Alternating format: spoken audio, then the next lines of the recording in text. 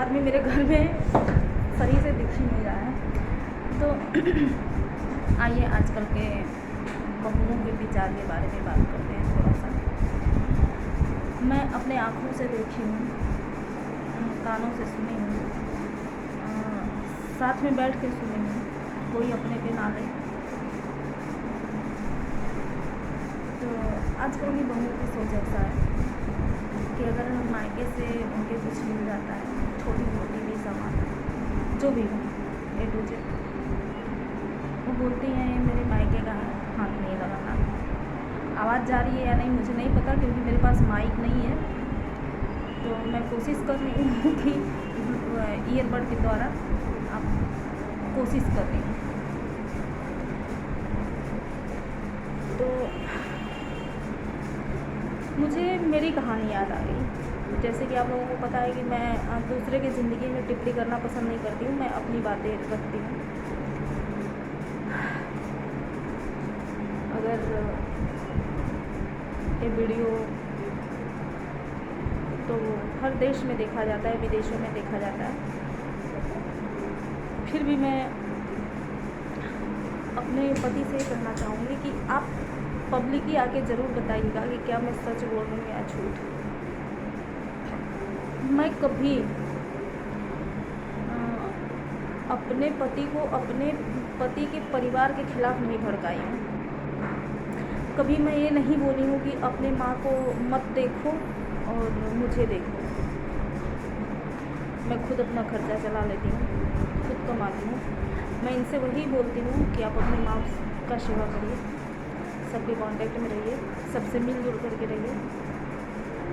हाँ, कुछ दुर्भाग्यवश ऐसा हुआ था कि उनको बचपन में ही अपने माता पिता से अलग होना पड़ा था। तो उतना वो कनेक्ट नहीं हो पाते हैं। लेकिन अगर मैं कभी झगड़ा की हूँ तो ये बोल के नहीं कि आप अपने माँ बाप को मत करो, मुझे करो। मैं ये बोल के झगड़ा की हूँ कि आप मुझे बाद में देखो, अपने माँ बाप को पहले देखो। अगर मैं सच हूँ तो मैं उम्मीद करती हूँ कि पब्लिक में आकर के मेरा सपोर्ट करेंगे, बोलेंगे। मेरे मायके से मैं ये नहीं बोलूँगी, क्योंकि सबको पता है मैं बहुत गरीब बाप की बेटी हूँ। तो मैं कुछ ले करके तो नहीं आई थी, लेकिन मैं संस्कार ज़रूर लेके आई हूँ। और मैं जब उनसे लड़ती हूँ, उनके भाई के लिए, उनके बहन के लिए, उनके माँ के लिए, उनके पिता के लिए, तो सिर्फ मैं और वो रहते हैं और भगवान रहते हैं, तीसरा कोई नहीं दिखता।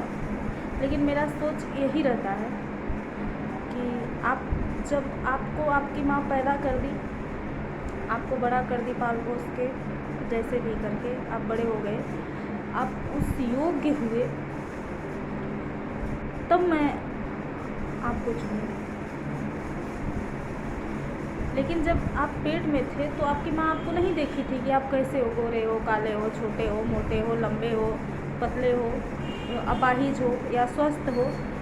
आपकी माँ तब से आपको प्यार करती हैं, खून से सींची हैं, बाहर आने के बाद दूध से सींची हैं, दूध नहीं भी पिला पाई हैं, तो कैसे भी करके पाली पोसी हैं, बड़ा तो की है ना। बड़ा होने के बाद मैं आई ना, मैं चुनी ना। तो पहले माता पिता होते हैं, क्योंकि देखिए मैं यही बोलती हूँ कि माँ बाप एक ही होते हैं। बीवी तो एक मर जाती है तो दूसरी आ जाती है, 6 महीने भी नहीं बीतता है दूसरी आ जाती है। कहने का मतलब यह है कि बीवी दूसरी मिल सकती है, लेकिन माँ दूसरी नहीं मिल सकती है। तो अपनी माँ का केयर करिए, जितना बन पड़े, जो बन पड़े, साड़ी, कपड़ा, फाइनेंशियल सपोर्ट। अगर आपकी माँ कुछ बोलती हैं या नहीं भी बोलती हैं, आपको समझ में आता है कि मेरी माँ को एक चीज़ की ज़रूरत होगी, मेरी माँ को एक चीज़ पसंद है, कौन सा तेल पसंद है, किस प्रकार की साड़ियाँ पसंद है, तो अपनी माँ के लिए करें। मेरे लिए बाद में करना, या नहीं भी करोगे तो चलेगा, मैं खुद कमाती हूँ। मैं ये बोल सकती हूँ और उनसे मैं रिक्वेस्ट भी करूँगी कि आप आकर के पब्लिक में मेरा सपोर्ट करिए। कभी मैं अपने लिए मतलब इसलिए नहीं लड़ी हूँ कि मुझे महंगा साड़ी चाहिए, महंगा कपड़ा चाहिए, महंगा ये चाहिए, महंगा वो चाहिए, कभी नहीं। मैं सस्ते से सस्ता खुद ढूंढने की कोशिश करती हूँ। मैं कोई त्यौहार भी पुरानी साड़ी में बिता देती हूँ। और आजकल की जो बहुएँ आती हैं, अगर मान लो कि 50,000 दहेज उनके मायके वाले देते हैं तो 5 लाख लड़के के बाप वाला लगाता है। 10 गाड़ी 12 गाड़ियाँ लेके जाता है, पूरा सामान लेके जाता है। तो मुझे नहीं लग रहा है कि ऐसी सोच रखनी चाहिए कि ये मेरे मायके का है, मेरे मायके का है, आप लोग हाथ नहीं लगा सकते हो। मायके का सब कुछ है, लेकिन बेटा तो मायके का नहीं है ना। जो तुम्हारा पति है वो तो ससुराल का है, सास ससुर का है, तो उसको तुम कैसे हाथ लगा रही हो? बोलने के पहले 1000 बार सोच लेना चाहिए, कोई भी बहू हो। तो मेरे दिमाग में बहुत दिन से बातें चल रही थी, तो मैं सोची कि आज आप लोग के समक्ष रखूं। और जितना जो स्वभाव का सरल होता है, अच्छा होता है, भेदभाव नहीं करता है, परिवार जोड़ने की बात करता है, तोड़ने की बात नहीं करता है, वही सबसे ज़्यादा सताया जाता है। मैं इतनी दंडनीय की पात्र हुई हूँ, इतना दंड मुझे दिया गया है जो मुझे और भगवान को पता है, और मुझे पता है, बाकी किसी को नहीं। तो ऐसे लोग, और जो लोग ये बोलती हैं कि ये मेरे मायके का है, ये मेरे मायके से मिला, हाथ नहीं लगाना, वो लोग बड़े सुखी परिवार में पड़ जाती हैं। जो लोग सास ससुर को सताती हैं, सास को खाना नहीं देती हैं, बना के समय से 2 बजे बना देती हैं, एक टाइम किसी तरह से दे देती हैं, फिर वही बचा खुचा रात का दे देती हैं, ऐसा घर भर मिल जाता है। और जो करने वाली होती है, समझदार होती है, जोड़ के चलने वाली होती है, वो सिर्फ दंड की पात्र होती है, जो मैं हुई हूँ। मेरे पे गुजरा है, मुझे पता है, भगवान को पता है। तो बस इतना ही, और इतना ही कहना था कि ऐसा नहीं करना चाहिए। और लोग बोलते हैं कि अब किसको बोलें कि नहीं, अमीर घर की ऐसी नहीं होती हैं, गरीब घर की होती हैं। गरीब, हर घर का यही विचार होता है, वो अपने परवरिश पे होता है। गरीब हो या अमीर हो, समझ होना चाहिए। ना तो अमीर आदमी को जो है कि सोने की सीढ़ी लगती है ऊपर जाने के लिए, ना गरीब को लगती है। तो अगर आप अपने माँ बाप को छोड़ के आई हैं और यहाँ पे एक माँ बाप मिल रहे हैं, तो उनका जितना हो सके सेवा करिए, जितना हो सके उनके संपर्क में रहिए, जितना हो सके उनके मन मुताबिक चलिए, ताकि उनको, क्योंकि उनकी बड़ी अभिलाषा होती है कि मेरी बहू आएगी, मेरा नाम रोशन करेगी, 4 घरों में बड़ाई होगा, तारीफ़ होगा, हमारा भी होगा, बेटे का भी होगा। बहू तो बहू है ही। तो अगर हम बहू सास का पैर दबा दें, सास का साड़ी कचार दें, सास के सर पे तेल रख दें, सास का बाल झाड़ दें, सास मंदिर से आई तो पैर जो है कि ठंडे पानी से धो दें, तो हमें पुण्य मिलता है, ना कि पाप मिलता है। मैं अपने मायके से, अपने माँ से यही सीखी हूँ। हमारे यहाँ यही रिवाज है, लेकिन हमारे घर का तो रिवाज टूट गया। लेकिन हमारे यहाँ ये रिवाज है कि अगर सास या ननद ससुराल से आती हैं तो भी आज भी मेरी मम्मी मेरे बुआ लोगों का पैर धोती हैं, मेरे बुआ के बेटे बेटियों का पैर धोती हैं, और यही होना चाहिए। और सास अगर मंदिर जाती हैं, मंदिर से आती हैं, तो हमारे घर में मैं देखी हूँ अपने बड़े पापा के बहुओं को। मेरी बड़ी अम्मा आती थी मंदिर से, तो मेरी भाभी शहर की थी, कोलकाता में आज भी हैं वो, और शुरू से वहीं पे रहती हैं। मंदिर से मेरी अम्मा आती थी तो मेरी भाभी पैर धोती थी उनका। उससे क्या होता है कि जब मंदिर हो जाती है तो पुण्य का काम करने जा रही है, पूजा पाठ करने जा रही हैं, और वहाँ से वो पुण्य लेके आ रही हैं। तो थोड़ा सा पुण्य का भागी हम बन जाते हैं, उनका पैर धो लेते हैं, माथे चढ़ा लेते हैं, घरों में छिड़क देते हैं। तो इससे पुण्य हम बांटते हैं, हम उनसे पुण्य लेते हैं, उन्हें हम कुछ नहीं देते। अगर ये सोचे कि अम्मा जो है कि बाहर से मंदिर से आ रही हैं और मैं पैर धो के उनके ऊपर एहसान कर रही हूँ, तो नहीं, एहसान नहीं कर रही हैं आप उनसे कुछ ले रही हैं, बहुत कीमती चीज़ ले रही हैं, और वो है पुण्य, जो पैसे से नहीं मिलता है। तो अगर कोई भी अपने बेटी को ससुराल भेज, अभी तो लोग बोलते हैं मेरी बेटी क्या नौकर है क्या कि खाना बनाएगी, कपड़ा धोएगी, घर का काम करेगी। अरे नौकर का ये काम नहीं होता है भाई, एक कुशल बहू का काम होता है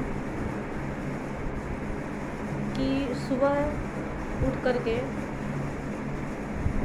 सास को जो है कि समय से चाय बना के दे दो, उनको बोल दो नहाने के लिए, अगर गर्मी है तो एक टब पानी गर्म करके एक तो दे दो उनको नहाने के लिए, उनका कपड़ा धो दो, दोपहर में उनका बाल झाड़ दो, शाम को उनका पैर दबा दो, पुण्य मिलेगा।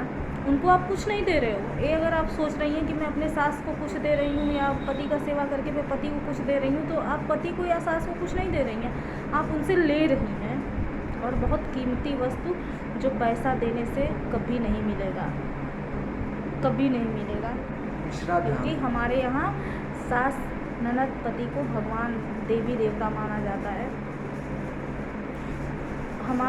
अरे यहाँ का तो ये भी प्रथा है कि अगर छोटे देवर हैं तो उनको मतलब पुत्र के समान माना जाता है, तो उनके सर पे तेल रखना भी गुनाह नहीं होता है। और उसमें इस विचार की बहू आ जाए कि वो चद्दर मेरा है, वो बेड मेरा है, वो टीवी मेरा है, वो चेयर मेरे मायके से मिला है, उसको मत छुओ। सोचो कितना घात पहुंचता होगा उस माँ बाप को जिसने एक बेटे को जन्म दिया, पाला पोसा, पढ़ाया लिखाया, बड़ा किया, उस योग्य किया कि तुमने चुना, तुम्हारे घर वालों ने चुना, और उसके बाद ये सजा, ये गलत है, कहीं ना कहीं ये गलत है। तो हमें लगता है कि इसको रोकना चाहिए, अपने बेटियों को थोड़ी सी संस्कार देनी चाहिए कि ससुराल जा कर के यथाशक्ति जब तक बन पड़े, क्योंकि जब बच्चे हो जाते हैं तो वो भी सास देख लेती हैं बड़े प्यार से। हालांकि मेरे साथ ऐसा नहीं हुआ है, लेकिन सेवा में मुझे शायद कोई नहीं पा सकता। मुझे बड़े अच्छे से पता है, मेरी माँ ने मुझे सिखाया है सास ससुर का सेवा करना, पति का सेवा करना बहुत अच्छे से सिखाई। हाँ, मेरी फूटी किस्मत, जो सौभाग्य मुझे प्राप्त नहीं हो पाया है, और बहुत दुर्दशा भी हुआ है मेरा, बहुत दंड भी मिला है मुझे, लेकिन मेरे अंदर भेदभाव नहीं है। मैं अपने आप में जैसे भी हूँ, एक कुशल बहू हूँ, एक कुशल पत्नी हूँ, एक कुशल माँ हूँ। इसके बाद कोई मुझे कितना भी दंड दे, मुझे कोई फ़र्क नहीं पड़ता, ऊपर वाला देख रहा है। जय हिंद, जय भारत, हर हर महादेव। अभी के लिए बस इतना ही, बाकी का ब्लॉग कल के लिए।